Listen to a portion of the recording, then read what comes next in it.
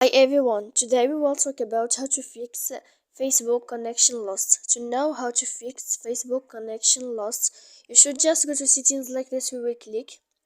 After that, in this page you will go to apps here and you will enter default apps settings.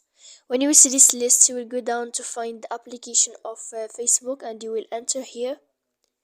Then in this page you will go to click force stop. When you will end this, you will enter to storage here.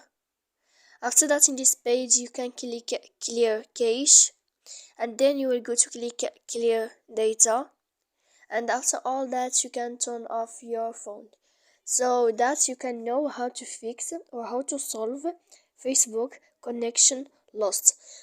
So please don't forget to support us by like and subscribe.